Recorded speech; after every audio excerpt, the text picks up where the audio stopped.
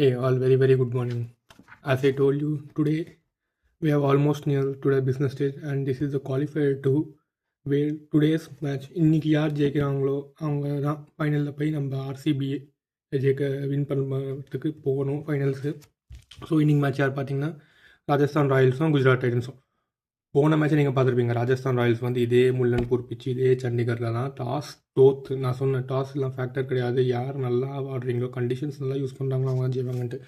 Rajasthan Royals கரெக்டாக பண்ணாங்க. Toss தோத்தாலுமே first batting ஆடி இங்கே 240க்கு மேலே டார்கெட் போட்டு வைபவ் சூரியவன்ஷி நான் சொன்ன பார்த்தீங்கன்னா அந்த ஃபஸ்ட்டு ஃபேக்டர் அந்த பிரிஸ்க்கு ஸ்டார்ட் தரணும். வைபவ் சூரியவன்ஷி சொன்ன மாதிரி அந்த பிரிஸ்லிங் ஸ்டார்ட் கொடுத்தாரு. ஜெய்ஸ்வாலும் ஓரளவுக்கு சப்போர்ட் பண்ணி 10 ஓவர் ஆடினார். த்ருவ் ஜுரேல் நல்லா இது பண்ணார். அதுக்கப்புறம் செகண்ட் ஃபேக்டர் ஆர்ச்சர் அந்த பவர் பிளேயில் நல்லா போலிங் போட்டு விக்கெட்டும் எடுத்துக்கிட்டு ராஜஸ்தான் ராயல்ஸ்க்கு ஒரு நல்ல கன்வின்சிங் விக்டரியாக கொடுத்தாங்க. இப்போ இந்த மேட்ச் அகெயின் முல்லன்பூர். இங்கே ஆப்போனன்ட் தான் டிஃப்ரெண்ட். ஏன்னா ஜிடி வந்து இப்போது தரம்சாலாவில் ஆடிட்டு இந்த கிரவுண்டுக்கு வராங்க. ஸோ தரம்சாலா கிரவுண்டு பார்த்தீங்கன்னா அது கொஞ்சம் டிஃப்ரெண்ட்டு கண்டிஷன்ஸ் எல்லாம் உங்களுக்கு தெரியும். அது வந்து ஹிமாலயாஸ் மேலே இருக்குது, கொஞ்சம் க்ளவுடி, அந்த விண்ட் எல்லாம். இது வந்து கொஞ்சம் பெரிய கிரவுண்டு, ஸ்கொயர் பவுண்டரிஸ் எல்லாம் பெருசாக இருக்கும். ஆல்சோ பிச்சும் நம்ம போன மேட்ச் பார்த்தோம், ஒரு மாதிரி ஸ்லோவாக இல்லாமல் ஒரு மாதிரி ஹார்ட் இல்லாமல் ஒரு மாதிரி 2 பேஸாக பேட்டிங் விக்கெட்டாக தான் கொடுத்தாங்க. ஸோ ஜிடி வந்து இந்த கண்டிஷன்ஸ் எப்படி அடாப்ட் பண்ண போகிறாங்கன்னு பார்க்கணும். பிச் கண்டிஷன் எல்லாமே அதே தான். ஸோ என்ன பண்ண போகிறாங்கன்றது பார்க்கலாம். இன்றைக்கி வந்து பிச்சு வந்து எப்படின்னா அதே பிச் தான் கொடுப்பாங்களா, யூஸ்டு பிச் கொடுப்பாங்களா, இல்லை இப்போ புது பிச் தருவாங்களான்னு பார்க்கலாம். யூஸ்டு பிச் கொடுத்தாங்கன்னா கண்டிப்பாக யார் இதுக்கு முன்னாடி ஆடினாங்கன்ட்டு அவங்களுக்கு அட்வான்டேஜ் சொல்லுவாங்க. ஏன்னா எந்த டீம் வந்து ஸ்பின் அட்டாக் நல்லா வச்சுருக்காங்களோ அந்த டீமுக்கு தான் அட்வான்டேஜ்னு சொல்லலாம் யூஸ் பிச்சுன்னு. ஏன்னா ஆல்ரெடி இங்கே ப்ளே பண்ணிட்டாங்க. ஸோ பிச்சு வந்து அவ்வளோ இம்பாக்ட்ஃபுல்லாக இருக்குமான்னு தெரியல. ஏன்னா இது வந்து qualify too. So more over வந்து ஸ்கோர் போர்டு மூவ் ஆகணும், விக்கெட்ஸ் விடணும். அந்த மாதிரி ஒரு பேலன்ஸ் பிச் கொடுத்தா இட் வில் பி பெட்டராக இருக்கும். அதே மாதிரி நான் டீம் ஃபேக்டரே தான் சொன்னேன். இந்த வாட்டியும் ராஜஸ்தான் ராயல்ஸ் வந்து அதே டீம் தான் ஆடுவாங்க. லாஸ்ட் டைம் என்ன அதே வைபவ் சூரியவன்ஷி, யசஸ்வி ஜெய்ஸ்வால், த்ருவ் ஜுரேல், ரியான் பராக், தாசுன் ஷனகா, ரவீந்திர ஜடேஜா, டானவன் ஃபெரேரா, ஜோஃப்ரா ஆர்ச்சர், அதுக்கப்புறம் இவர் நம்ம ஸ்பின்னர் ஒருத்தர் ஆடினார் இல்லை யஷ்ராஜ் புஞ்சா, பிரிஜேஷ் சர்மா, அதுக்கப்புறமா இன்னொரு லெஃப்ட் ஆர்ம் சீமர் ஒருத்தர் ஆடினாங்க. இதுதான் அவங்க டீமாக இருக்கும். ஜிடியும் சேம் அதே team. Shubman Gill, Jos Buttler, Sai Sudharsan, Washington Sundar, Nishant Sindhu, Jason Holder, Rashid Khan, ராகுல் Tewatia, Kagiso Rabada, Prasidh Krishna, Mohammed Siraj. Impact sub பார்க்கணும் இன்றைக்கி அவங்க எப்படி குமார் குஷாக்ராவ் ஆடுறாங்களா இல்லை ஒரு எக்ஸ்ட்ரா பேசர் ஆட போகிறாங்களான்ட்டு. ஸோ இந்த 2 டீமுக்கும் நான் ஒரே ஒரு காமன் ஃபேக்டர் சொல்கிறேன். ஜிடியும் சரி ஆர்ஆரும் சரி அந்த ஓப்பனிங் ஸ்டார்ட்டு அந்த மிடில் ஆர்டர் ரிலே பண்ணி தான் இருக்காங்க. ஜிடிக்கும் அதே தான்.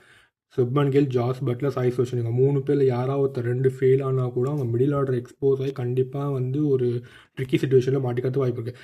சேம் அதே மாதிரி ராஜஸ்தான் ராயல்ஸ்க்கும் யசஸ்வி ஜெய்ஸ்வால், வைபவ் சூரியவன்ஷி இவங்க 2 பேரும் அந்த ஸ்டார்ட் கொடுக்கணும். அந்த 2 பேர் ஸ்டார்ட் கொடுக்காம இது பண்ணாங்கன்னா ரியான் பராக் மேலே ப்ரெஷர் ஆகும், த்ருவ் ஜுரேல் மேலே ப்ரெஷர் ஆகும். ரியான் பராகும் அவ்வளோ கன்சிஸ்டண்ட்டாக ஆடல, ஏதோ ஒரு 2-3 மேட்ச் அடித்ததை தவிர்த்து ஈஸின் மிட் 30s அந்த மாதிரி தான் ஆடுறாரு. ஸோ ப்ரெஷர் வந்து கண்டிப்பாக இவங்க 2 பேருக்குமே ஒரே காமன் ஃபேக்டர் வந்து டாப் ஆடலாம். பட் மோரோவர் நீங்கள் போலிங் வைஸ் பார்த்தீங்கன்னா ஜிடிக்கு வந்து போலிங் நல்லா இருக்கு. ஏன்னா அந்த ககிசோ ரபாடா இருக்கார், அவங்களுக்கு முகமது சிராஜ் இருக்கார், பிரசித் கிருஷ்ணா, அது போகாமல் ரஷீத் கான் ஒரு ஓவர் போட்டு ஜேசன் ஹோல்டர் அவங்கள்ட்ட நல்லா இருக்கு. ஆனால் இந்த சைட் பார்த்தீங்கன்னா ஜோஃப்ரா ஆர்ச்சர் தான் டோட்டலி வந்து அவங்களுக்கு அந்த பவர் பிளேயில் வந்து அந்த பர்ஸ்ட் கொடுக்குறது. ஜோஃப்ரா ஆர்ச்சரோட ஃபஸ்ட்டு 2 overs தான் உங்களுக்கு டிசைட் பண்ணுறேன். ஏன்னா ஜோஃப்ரா ஆர்ச்சரோட பேட்டர்ன் நீங்கள் பார்த்துருப்பீங்க. நான் அதுக்கு ஒரு சொல்கிறேன். பவர் பிளேயில் அப்போ எப்பயுமே ஒரு ஃபஸ்ட்டு 2 overs போட்டால் கன்சிஸ்டண்ட்டாக வந்து ஒரு மோர் தென் 5 to 6 மேட்சஸில் கன்சிஸ்டண்ட்டாக பவர் பிளேயில் போடுற ஒரு ஓவருமே அவர் விக்கெட் எடுத்திருக்காரு. ஸோ அவர் அந்த பேட்டர்ன் ஆரோட பேட்டர்ன் தான். ஜோஃப்ரா ஆர்ச்சருக்கு வந்து பவர் பிளேயில் ஒரு 2 over கொடுத்தாங்கன்னா கன்சிஸ்டண்ட்டாக ஒரு விக்கெட் இல்லை 2 விக்கெட் எடுத்தாங்கன்னா அடுத்த 3rd over போடுவார். இன்கேஸ் இந்த ஒரு 3rd overல ஃபஸ்ட்டு 2 overs விக்கெட் எடுக்கலைன்னா they may delay him for 3rd over அவர் எண்ட் ஓவர்ஸில் கொடுக்கலாம். ஸோ ஜிடி மேபி இதை பார்த்துட்டு இந்த பேட்டர்னை பிரேக் பண்ண பார்க்கணும். அவருக்கு பவர் பிளேயில் வந்து நீங்கள் விக்கெட் கொடுக்காம ஒரு 10 ரன் இல்லை 9 ரன் ஆடிச்சிங்கன்னா கூட கண்டிப்பாக அவருக்கு அந்த 3rd over இல்லை 4th over வந்து அவர் போட மாட்டாங்க ஃபஸ்ட்டு 6 overs. அதே மாதிரி சேம் பேட்டர்ன் ஃபார் ரபாடாவும். வைபவ் சூரியவன்ஷியும் சரி, யசஸ்வி ஜெய்ஸ்வாலும் சரி, ரபாடாக்கும் இந்த விக்கெட் கொடுக்காங்க. ரபாடாக்கும் சரி, சிராஜ்க்கும் சரி. ஏன்னா ரபாடா பார்த்தீங்கன்னா நீங்கள் இப்போ எல்லா மேட்சஸ்லையும் வந்து அவர் அந்த பவர் பிளேயர் 2 விக்கெட்ஸ் எடுத்தாருன்னா அந்த பேட்டர்ன் சுப்மன் கில் வந்து கண்டினியூஸாக 3 overs இல்லை 4 overs கொடுத்து முடிச்சிடுறாரு அங்கே. ஏன்னா வந்து அவர் ஃபார்மில் இருக்கும்போதே விக்கெட்ஸ் பிக் பண்ண தான் பார்க்கலாம். ஸோ நீங்களும் ராஜஸ்தான் ராயல்ஸாக இதுதான் பார்க்கணும். ரபாடாவுக்கு வந்து நீங்கள் விக்கெட் கொடுக்காம ஆடிட்டு தள்ளி ஒரு 10 ரன் 8 ரன் தள்ளி விட்டிங்கன்னா கூட அடுத்த ஓவர் வந்து அவங்களை கண்டெயின் பண்ண பார்க்கணும். விக்கெட் எடுக்கிற அந்த இன்ஸ்டிங் வந்து குறையும். ஸோ இது வந்து பார்க்கணும். இன்னொரு மெயினான விஷயம் என்னென்னா எனக்கு தெரிஞ்சு இன்றைக்கி ஜிடி வந்து மேபி வாஷிங்டன் சுந்தர் வச்சு ஓப்பன் பண்ணுறதுக்கான வாய்ப்புகளும் இருக்குது.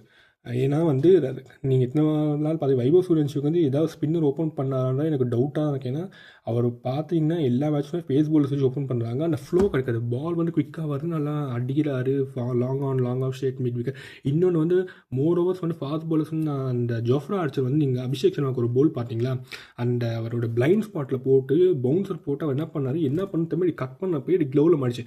அந்த மாதிரி போல் யாருமே வந்து வைபவ் சூரியவன்ஷிக்கு ஃபாஸ்ட் பாலர்ஸ் போட மாட்டேங்க. நீங்கள் வந்து டீப் ஸ்கொயர் லெக் வைக்கிறீங்க, deep third man, deep fine leg, deep mid wicket எல்லாம் வச்சு போட்டிங்க. ஆனால் ஏன் ஹாஃப் வாலிஸ் இந்த த்ரோ டவுன்ஸில் ப்ராக்டிஸில் போடுவாங்க பார்த்தீங்களா, அந்த மாதிரி ஏன் போட்டு ரன் கொடுக்குறீங்கன்னு தான் புரிய மாட்டேங்குது.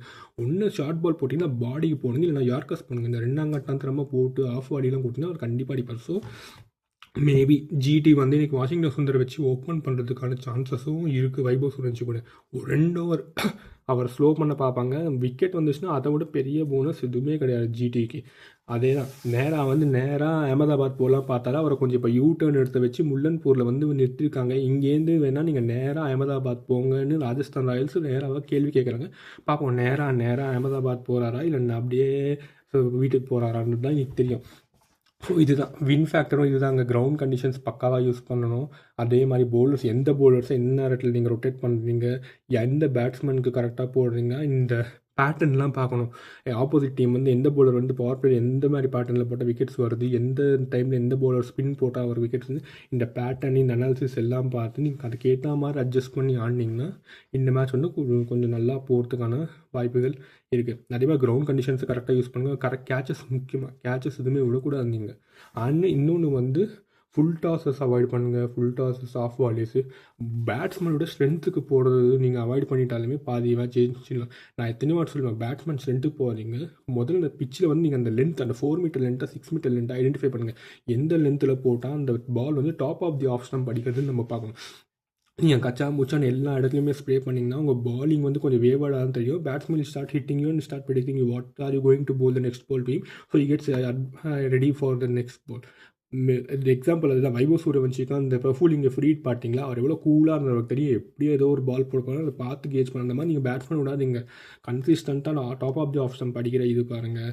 அதுக்கப்புறம் வந்து லென்ஸ் மிக்ஸ்அப் பண்ணாமல் கன்சிஸ்டண்ட்டாக நீங்கள் ஒரே இடத்துல 6 பாலை ஒரே இடத்துல போகிறாங்க, ஒரு இடத்துல வந்து கன்சிஸ்டண்ட்டாக ஒரு பாலை ப்ராக்டிஸ் பண்ணி போடுற மாதிரி போடும். ஃபார் எக்ஸாம்பிள் ஒரே இடத்துல வந்து ஸ்லோ பால் போடாதீங்க. கட்டர்ஸ் எல்லா பாலையும் நீங்கள் ஒரே டைமில் எக்ஸ்போஸ் பண்ணிட்டீங்கன்னா பேட்ஸ்மேன் வந்து ரொம்ப ஈஸியாக இது பண்ணுவாங்க. அதுக்கு பதில் நீங்கள் என்ன பண்ணுங்கள், டிஃப்ரெண்ட் லென்ஸில் போடுங்க. ஒரு பால் இப்போ நீங்கள் யார்கர் போட்டிங்கன்னா அடுத்த பால் வந்து ஸ்லோ டிப்பிங் யார்கர் இல்லை outside off stump slower ball அந்த மாதிரி போட்டு பேட்ஸ்மேனை கெஸ் பண்ணுவீங்க. அடுத்த பால் என்ன வருது அந்த நிலைமைக்கு நீங்கள் கொண்டு போகணும். ஸோ இதுதான் பண்ணணும். ஸோ இதுதான் 2 பேருமே 2 பேட்ஸ்மேன் வச்சு தான் போகிறாங்க. 2 எப்படி சொன்னால் அங்கே சைடு வந்து ஜாஸ் பட்லர், சுப்மன் கில், சாய் சுதர்ஷன், நீங்கள் வந்து Vaibhav Suryavanshi, SS Jaiswal. So batsman wise பார்த்தீங்கன்னா டீம்ஸ் ஆர் ஓகே. என்ன ஆர்ஆருக்கு கொஞ்சம் மிடில் ஆர்டரில் வந்து ஜுரேல் இருக்கார். இங்கே வந்து அந்த மிடில் ஆர்டர் கொஞ்சம் ஸ்லாக்கியாக இருக்குது. போலிங் வைஸ் பார்த்தீங்கன்னா இவங்க ஜிடி வந்து கொஞ்சம் அப்பர் ஹேண்ட். ஏன்னா போலிங் கண்டிப்பாக ரபாடா, சிராஜ், பிரசித் கிருஷ்ணா இருக்கா. இங்கே வந்து வெறும் ஆர்ச்சரை மட்டும்தான் இவங்க நம்பியிருப்பாங்க. ஆர்ச்சர் கொடுக்க போகிற அந்த பஸ்ட்டு, ஜெய்ஸ்வால் கொடுக்க போகிற அந்த ஸ்டார்ட்டு, வைபவ் சூரியவன்ஷி கொடுக்க போகிற அந்த டிசைட் இன்னிங்ஸை பொறுத்து தான் ஜிடியோட வின்னு. இங்கேயும் அதே மாதிரி தான் இவங்க டாப் 3 எப்படி ஸ்கோர் பண்ணுறாங்கன்றதை வச்சு தான் உங்களோட ஃபேட்டை டிசைட் பண்ணணும். ஸோ எட்ஜுன்னு பார்த்தீங்கன்னா இன்றைக்கி சொல்ல முடியும்னா எட்ஜுன்னு நான் ஒரு விஷயத்தில் சொல்லுவேன். ஆர்ஆர் வந்து போன மாதிரி ஜெயிச்சிட்டு வந்து ஆடுறாங்க, ஜிடி வந்து தோத்துட்டு வந்து ஆடுறாங்க. ஸோ மோரோவர் வந்து வின்னிங் சைடுக்கு தான் அந்த மூமெண்டம் வந்து கண்டிப்பாக இருக்கும்ன்றது நம்ம எல்லாருக்குமே தெரியும். எல்லோரும் இன்றைக்கி என்ன எக்ஸ்பெக்ட் பண்ணுவாங்க, ஆர்ஆர் தான் ஜெயிக்கணும்னு. ஏன்னா வந்து ஆல்ரெடி இந்த கிரவுண்டில் அவங்க விளையாடி இருக்காங்க, அவங்களுக்கு அந்த ப்ரீவியஸ் மேட்ச் எக்ஸ்பீரியன்ஸும் இருக்குது. ஸோ கண்டிப்பாக இந்த கிரவுண்டோட each and nooks and corner எல்லாம் தெரியும். ஆனால் ஜிடி வந்து கண்டிப்பாக நாங்கள் நேராக தான் வந்தோம், நாங்கள் நேராவோட கூட போய் அகமதாபாத்துக்கு நேராக போகணுன்னு நாங்கள் வெறி கொண்டு ஆடுவோன்ற மாதிரி ஜிடியும் இன்றைக்கி வருவாங்க. ஸோ இன்றைக்கி மேட்ச்சை வந்து கொஞ்சம் இன்ட்ரெஸ்டிங்காக இருக்கும். பார்ப்போம் இன்றைக்கி யார் ஜெயிச்சுட்டு ஃபைனல்ஸில் வந்து 18ஆம் நம்பர் ஜெர்சி போட்ட கருப்பை யார் ஃபேஸ் பண்ண போகிறாங்கிறது பார்ப்போம். விராட் கோலியை தாங்க சொல்கிறேன். அவர் இப்போ காட் மோடில் இருக்கார். 18ஆம் நம்பர் ஜெர்சி 18ஆம் படி கருப்பு கரெக்டாக சிங்காக அது பார்த்தீங்களா, காட் மோடில் இருக்கார். இன்றைக்கி பார்ப்போம் யார் இன்றைக்கி மேட்ச் ஜெயிக்கிறாங்க. ஸோ என்னோடய எட்ஜு வரி பார்த்திங்கன்னா நான் இன்றைக்கி கொஞ்சம் ஸ்லைட்டாக ஆக்சுவலி வந்து நியாயமாக பார்த்தீங்கன்னா ஆர்ஆர் தான் ஜெயிக்கணும். பட் உங்களுக்கே தெரியும் ஐபிஎல் பிளே ஆஃப்ஸ் எப்படி செகண்ட் டீம் குவாலிஃபைட் ஜெயிக்கிறவன் தான் ஃபைனல் போவாங்க. ஆனால் அந்த எலிமினேட்டர் ஜெயிச்சு குவாலிஃபையர் க்ளோஸ் வச்சு ஃபைனல் போண்டு ஒரே டீம் தான், எஸ்ஆர்எஸ் தான். பார்ப்போம் இன்றைக்கி ஜிடி அதை ரிப்பீட் பண்ணுவாங்களான்னு. அப்படி இல்லைன்னா ஐம் சாரி ஆர்ஆர் இன்னைக்கு அதை ரிப்பீட் பண்ணுவாங்க பார்ப்போம். அப்படி இல்லைனா more it will be a GT's game if they play well. Because ஜிடியோட பேட்டிங் பேட்டர்ன் உங்களுக்கு கண்டிப்பாக நான் சொல்லி தெரிய வேணும். அவங்க வந்து ஃபஸ்ட் பேட்டிங் ஆனாலுமே அந்த 210 220 டெம்ப்ளேட்குள்ளே தான் இது பண்ணுவாங்க. அதே மாதிரி நீங்கள் ஃபஸ்ட்டு போலிங் போட்டாலுமே வந்து உங்களை 160 ரெஸ்ட்ரிக் பண்ண பார்ப்பாங்க. இப்போ நீங்கள் ஒரு ஆப்போனண்ட்டாக இருந்தீங்கன்னா ஜிடிக்கு போலிங் போட்டிங்கன்னா உங்களை அந்த 200 கொண்டு வராதிங்க, 210 அடிக்க விடாதீங்க. மினிமம் உங்களை 190 ரெஸ்ட்ரிக் பண்ணி பாருங்கள். ஸோ செகண்ட் சேசிங் பண்ணுறப்போ உங்களுக்கு ஈஸியாக இருக்கும். அந்த ஜிடியோட டெம்ப்ளேட்டை இங்கே பிரேக் பண்ண பாருங்கள். ஏன்னா அவங்களோட ஸ்கோரிங் கெப்பாசிட்டி வந்து 200, அதில் 200க்கு மேலே சேஸ் பண்ண மாட்டாங்க. ஸோ இதை கண்டிப்பாக ஆர் எப்படி ரீட்டைன் பண்ணுறாங்க, ரெஸ்ட்ரிக்ட் பண்ணாங்க பார்ப்போம். இன்றைக்கி தெரிஞ்சிடும் யாரும் ஜெயிச்சுட்டு ஃபைனலில் பார்க்குறாங்க. Let's hope for a good match. திருப்பி நம்ம ஃபைனல் சண்டே அன்னைக்கு சந்திப்போம். Thanks. Have a nice day.